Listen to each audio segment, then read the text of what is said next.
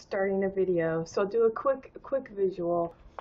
I brought the hexagons home that I've been working on, and so I've got the gold and the off-white, the ivory, silk, shantung silk, which doesn't have a right or wrong side.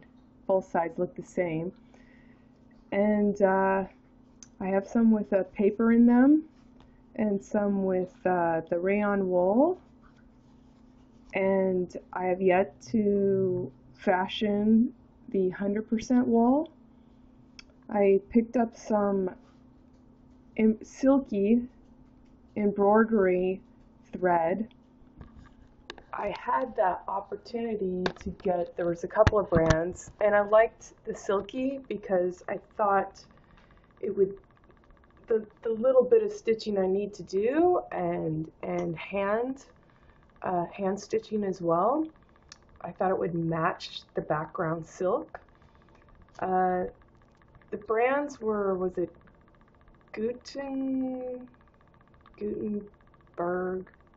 I'm not sure. It's Guten something. Gutter. It's German. Or I picked Sulky.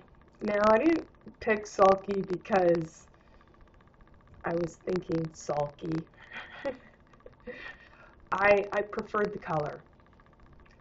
And it was only after I bought it that I kind of was thinking about the meta. And I'm like, you bought sulky thread. Which, this one's also made in Germany also. But, you know, I'm making something to look like honeycomb, and that's going to be the meta for my balcony, the baldacchino in Italian. So the back headboard is going to have a silk honeycomb. And I've chose those two colors, and trying to get honey gold and something close to a parchment, and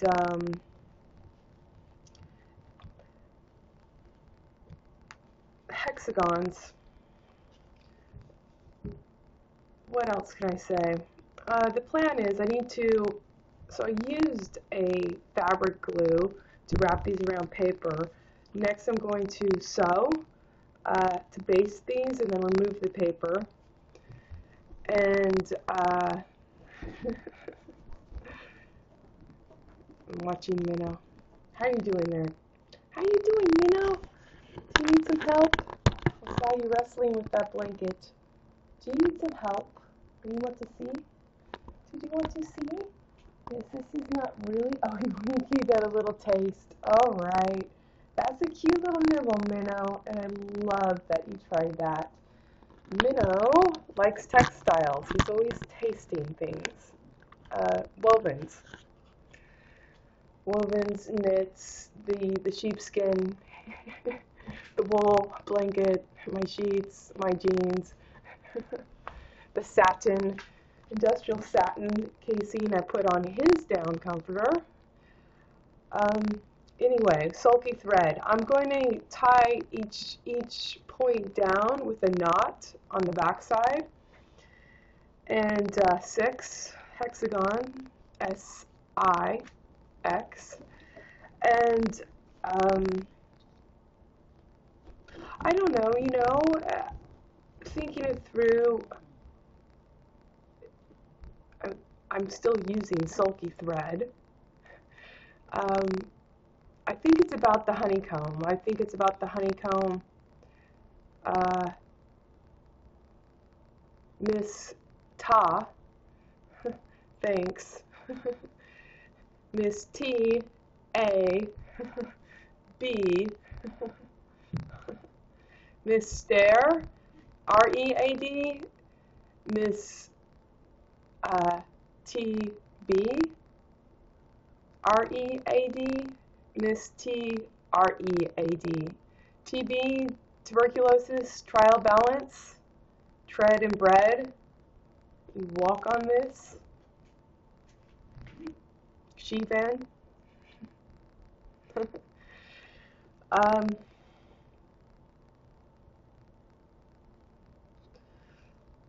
the sulci, S-U-L-L parentheses K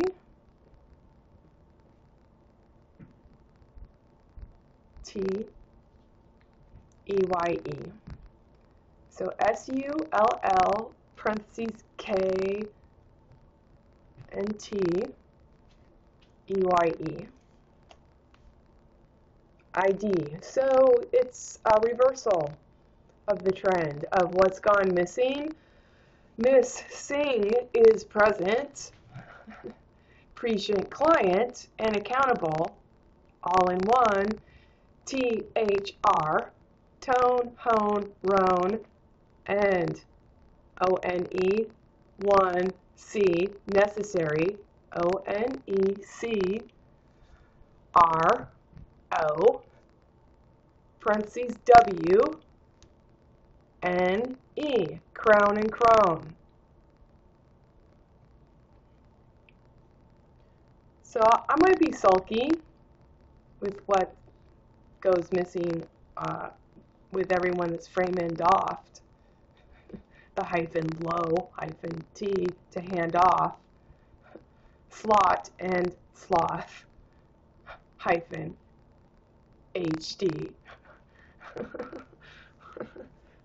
So your God can be doffed also. All right. Anyway, that's the latest here.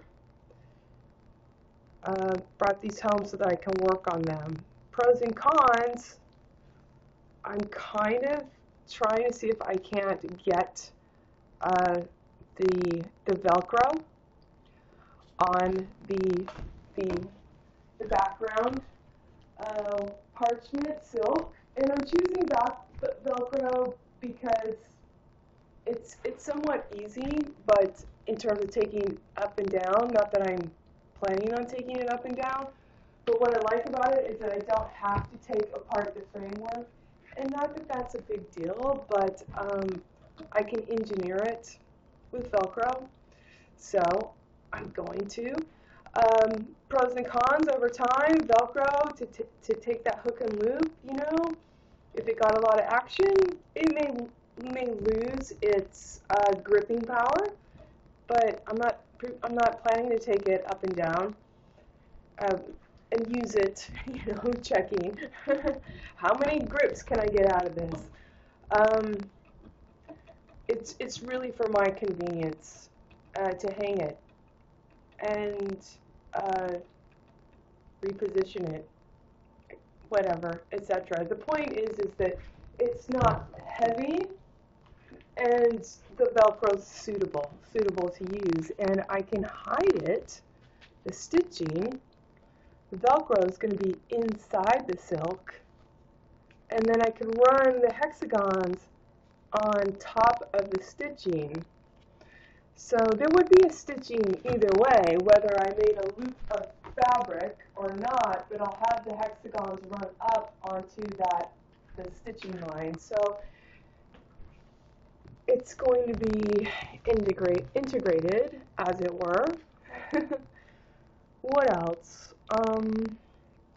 Yes, still planning to put the hexagon hole. So didn't want to make too much of a esoteric meta, you know, something that was,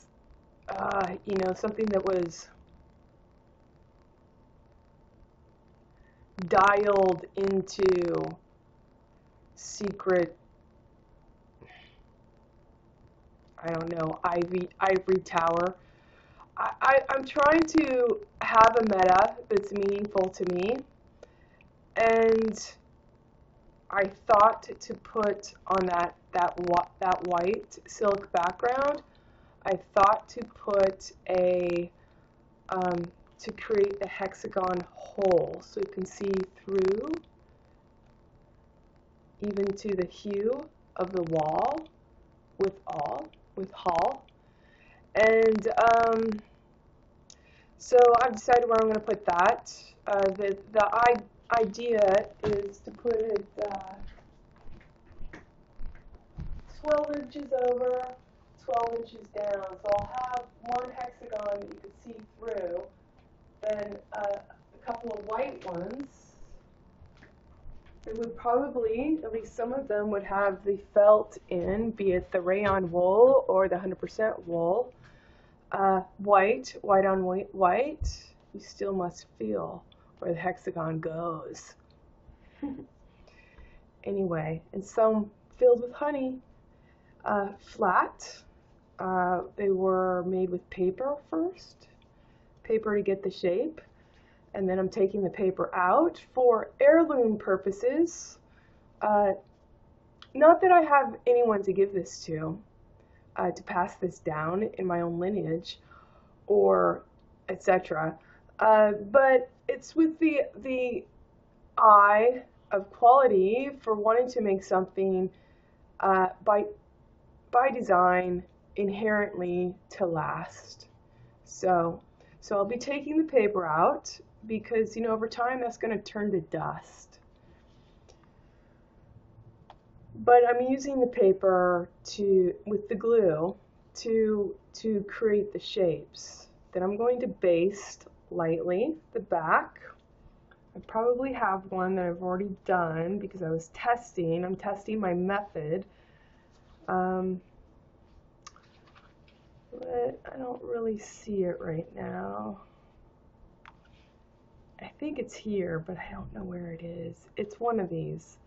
Anyway, lightly baste the back, then you can take the paper out. So I put the glue on the paper and not the fabric because I don't like the idea of glue on fabric, especially when it's silk. I'm like, I don't. You know, I'm using the glue for my convenience to create these shapes fairly conveniently and uniformly.